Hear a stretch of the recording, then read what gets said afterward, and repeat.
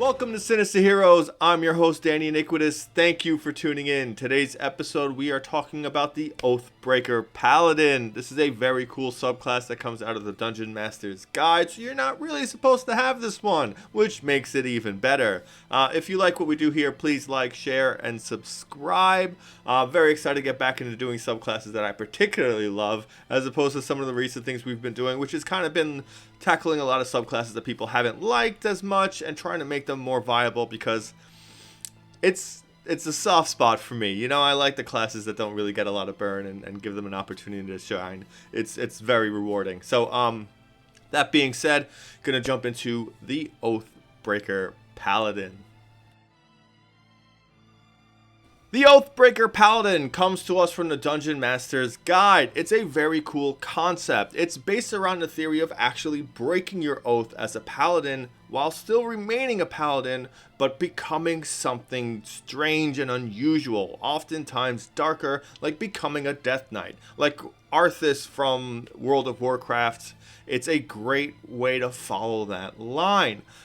It's cool in concept, because it gives you this wonderful opportunity for the DM to, if they wanted to incorporate your backstory into the game, it'll tie your character into a big bad or an agent of the big bad and really just dig your hooks in. So now your character is just set. No, they're unwavering in their pursuit for maybe revenge or whatever it is to get back what they've lost, or to really get revenge for whatever happened that caused them to break their oath.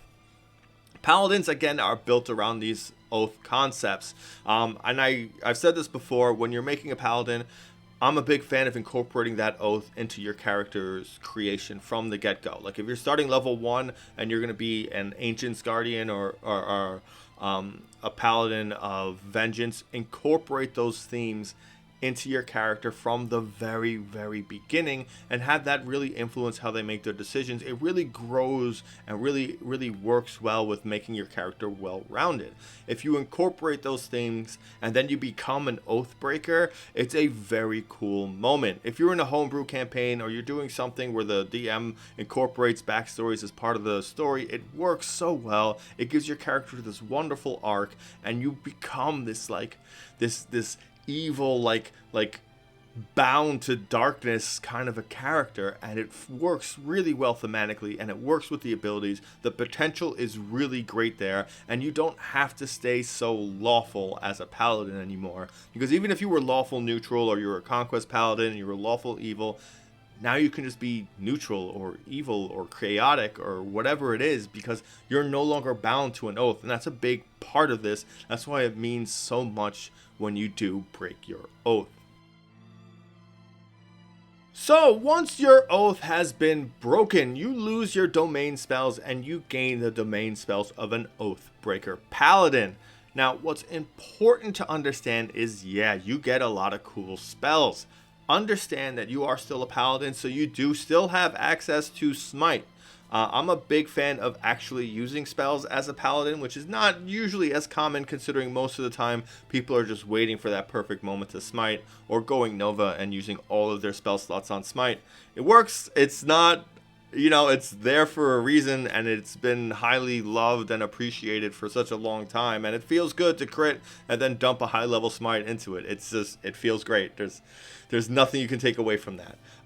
But using spells in corporation with that is something I really enjoy, especially when playing some of the other paladins that have these effects that really work well. But one of the things I really want to make sure people understand is that you gain the Animate Dead spell. Again, you have to be 9th level paladin in order to be able to cast it, but that has very, very cool implications for what's coming forward in your later levels. You get Hellish Rebuke, which is great. You get Inflict Wounds, which is a very powerful spell. You get Darkness, which is great. You get Blight, which is a good spell, but again, you're at 13th level to have to use it. I'd be a little more concerned. And then at 17th level, you get not only Contagion, but you also get Dominate Person.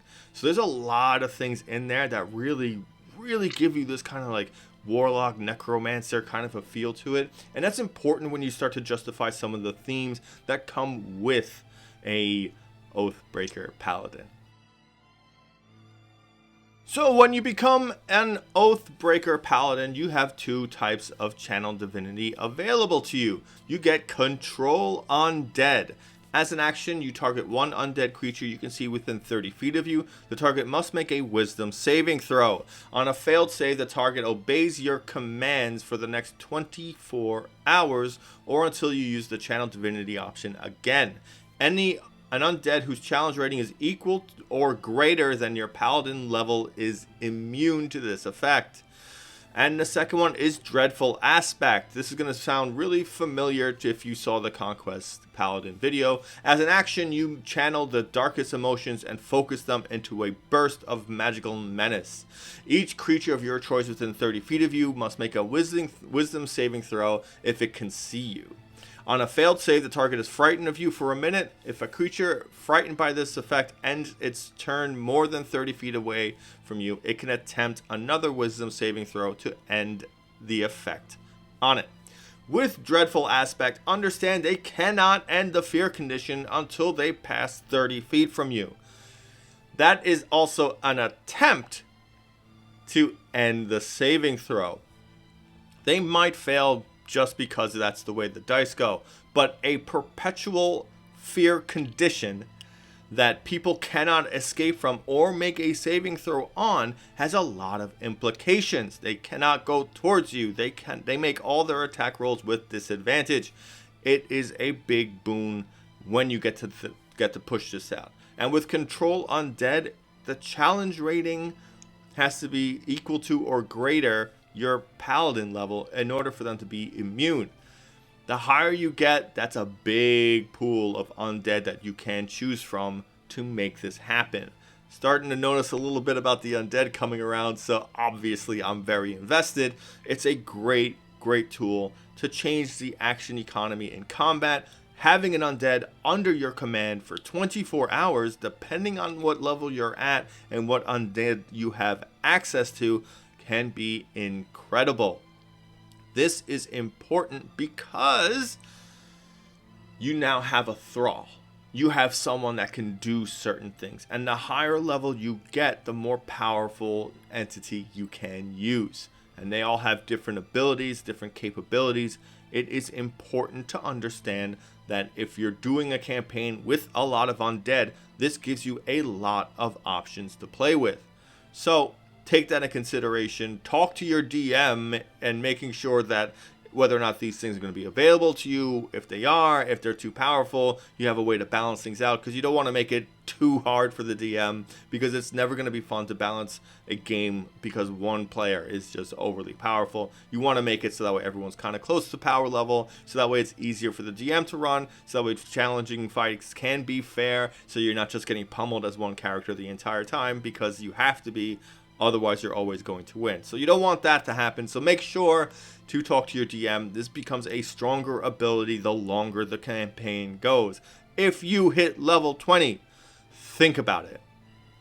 You can have an undead of challenge rating 19 or lower under your control for 24 hours. That is wild. You need to gain access to some of the undead that are available in your campaigns and the games that you run to see the full benefit of it, but that is a big pool to choose from. So take that into consideration when you're in a situation where you're fighting undead, because that's going to be very beneficial to you. At 7th level, you gain access to Aura of Hate. You, as well as any fiends or undead within 10 feet of you, gain bonus to melee weapon damage rolls equal to your charisma modifier. A creature can benefit from this feature from only one paladin at a time. At 18th level, the range of this aura increases to 30 feet. This is what's important. Aura of Hate gives that bonus to all fiends and undead. Enemy undead gain that bonus. Your undead gain that bonus. If you're playing a Oathbreaker Paladin and you're using Animate Dead, you're going to want to animate skeletons because they use swords and they use bows. They are weapons. If you animate a zombie, it makes an unarmed strike. You have to look at some of the things that they are capable to gain as far as attacks and what they can do. It's a little tricky when you get higher up, but you can work with your DM to make sure certain things work. Understand this works both ways. So any undead in the area, any fiends in the area that is of 10 feet of you are going to gain this bonus. If you have a necromancer in your party and they were smart enough to work with you and gain skeletons as opposed to zombies, their legion of skeletons are going to gain this benefit.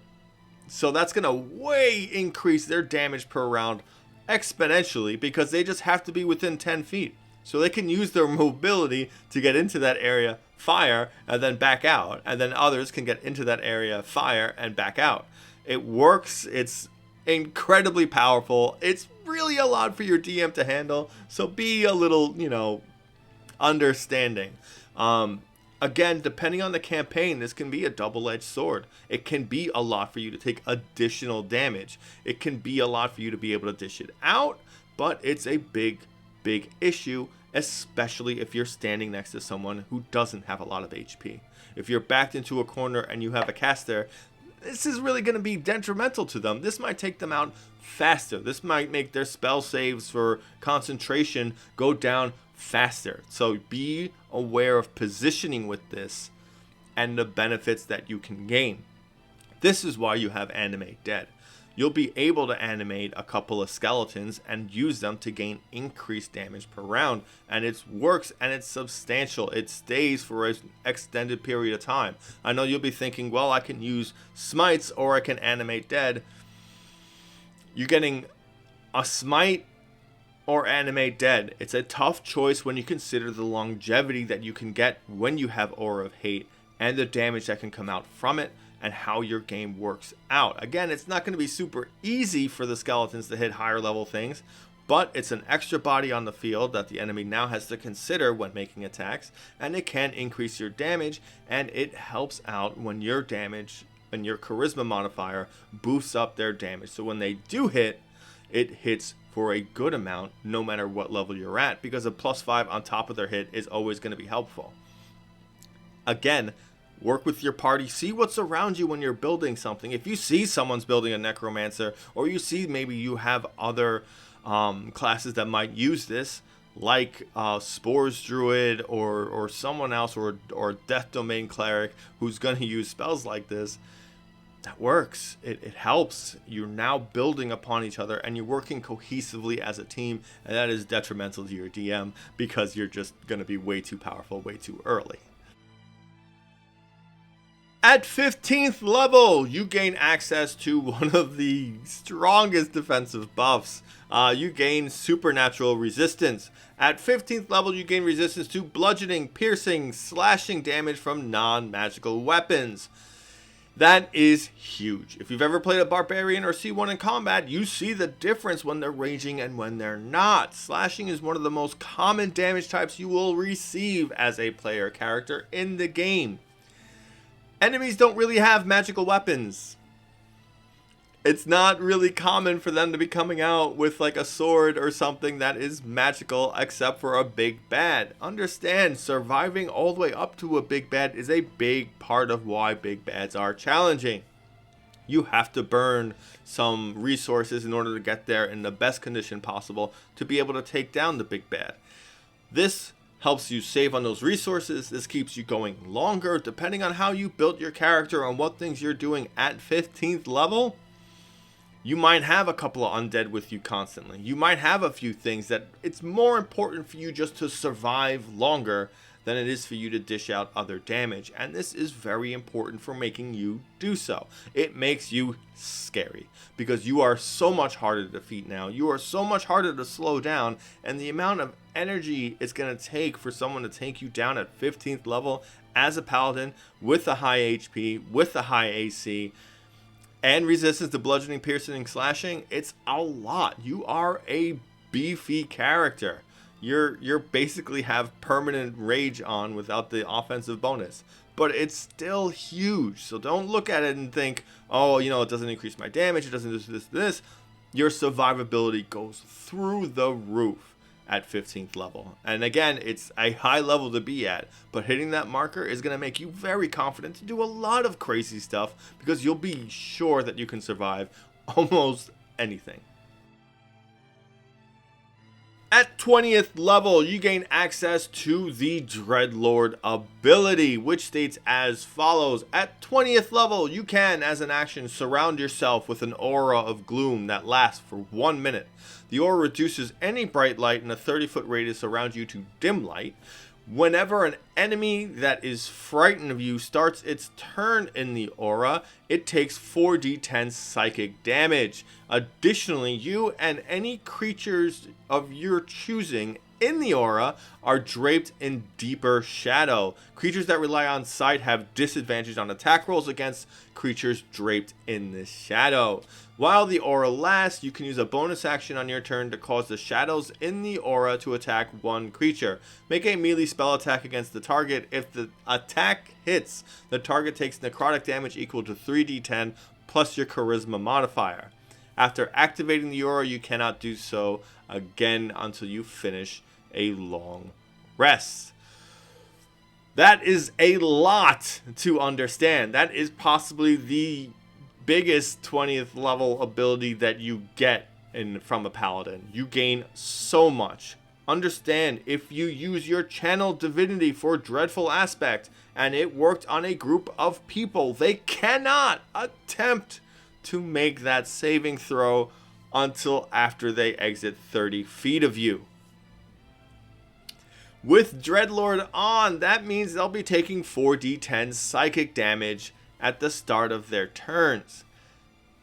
There's a lot of caves and dungeons that you'll be fighting in. There'll be a lot of areas where enemies cannot escape from. You'll be able to close them off pretty well as long as you get in between them and the door. They can't go towards you. They can only go away.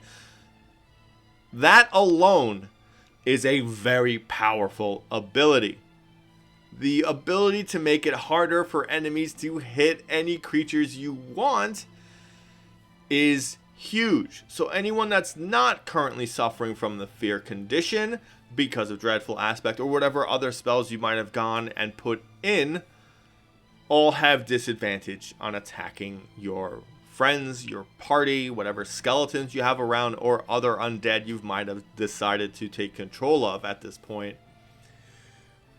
And while the aura lasts, you can use your bonus action to do an additional attack. Now, it is necrotic damage, and it is a melee spell attack depending on how you built your spell save DC and how you invested your talent points. It's not too far-fetched to think that you have a full 20 in charisma at level 20. It's big. It's a huge defensive bonus. It's an incredible offensive bonus if you put on fear, which you should be because it's just the greatest condition. If you put the frightened condition on enemies, this is huge. On top of that, you already have resistance to bludgeoning, piercing, and slashing damage. You already have the paladin generic aura that gives you advantage on your spell saves based on your charisma modifier. You're doing so much for survivability, and now you're making it so much harder for anything to be hit around you. You're upping your damage. You have a special spell attack that you can do as a bonus action, which you don't really have a lot of because you're a paladin.